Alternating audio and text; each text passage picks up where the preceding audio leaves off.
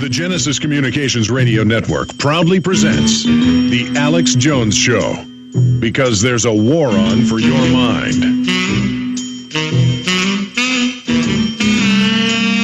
WCLPLAW.org is the group that I always see constantly fighting the state when trying to stomp over people's constitutional rights. And that's who Dean Broyles is with, a lawyer. Tell us about your organization, Dean, and the types of things you see. Then we'll go back to Pastor Dave Jones and that one point he was making about the police officer. Well, we at the Western Center for Law and Policy generally fight for faith, family, and freedom. We're a First Amendment law firm, and we do civil litigation and some policy work in this area.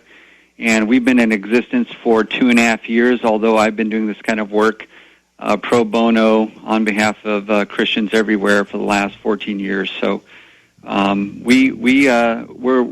based here on the West Coast, but we're getting cases all over the United States at this point. And you see a lot of this, don't you? Oh, absolutely. We see this happening every day, and thank God that there's an army of Christian attorneys and conservative attorneys out there to fight these types of cases. There's several thousand attorneys that have been trained all over the United States to fight these types of cases. And I've never seen you lose, because I see these reports all the time, when people fight. But as you said, most people just roll over. I mean, this is totally un-American, incredibly unpopular. It's wrong. Pastor Dave Jones, go back to the police officer story. Well, after this had occurred, a police officer that I was acquainted with saw me, and he just congratulated us on our victory and for our stand in that. And then he asked me if I thought this was an intrusion upon our rights or religious freedom, and I said, well, of course it was, absolutely. And then he explained to me, he said, as a police officer, when they get these calls, they normally go through dispatch. It would not have even made it through dispatch in this case. It was weeks prior.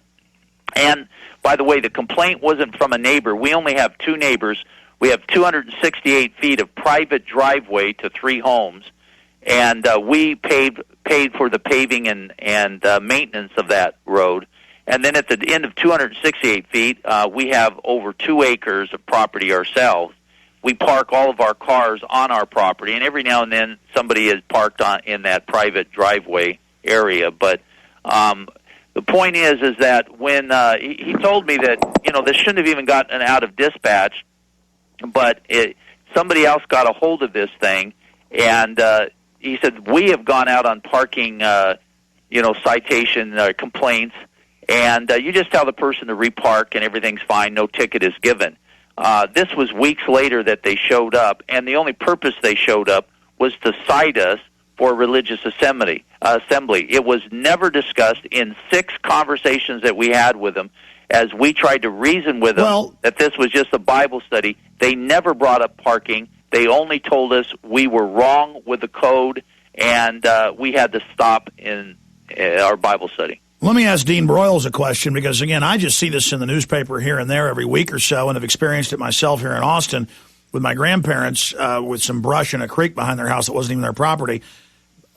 Dealing with these zoning boards, we see a trend here where they love persecuting Christians and conservatives, that it's a relish. I mean, what type of individuals are these from your experience that really are that anti-American?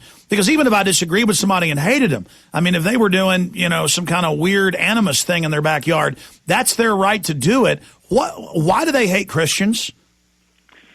Well, that's a very good question, and that's a question we've been asking ourselves in this case. Is this a rogue, zoning person just out to get Christians, or is it a departmental issue that there's kind of, across-the-board animus against Christians? And it's really hard to tell. I mean, certainly at the end of the day, the county did the right thing, and the chief administrative officer apologized and backed down and has promised to, investigate this properly. But, sometimes it's hard to know. I mean, generally across the United States and the media and other places, we see a hostility towards Christianity in general, and we see a hostility towards the name of Jesus in particular. And so that definitely is kind of culture-wide on a lot of fronts. And we suspect that may be at issue here, but it's really hard to pin down as far as what the motivations of the individuals were in this case. Well, they would never think of, harassing some other religious group unless it's mainline big three religions, and it seems like those are open season. Just absolutely amazing. Well, I'm glad that this case has been concluded. Are you guys thinking about any litigation, or this is dropped? No, at this point, if the county follows through on the very strong commitments that they've made, certainly litigation will not be required. And that's one of the amazing things about this case is because of the media outrage and the amount of individuals who are emailing and writing and calling the county. Hold on. Got a break.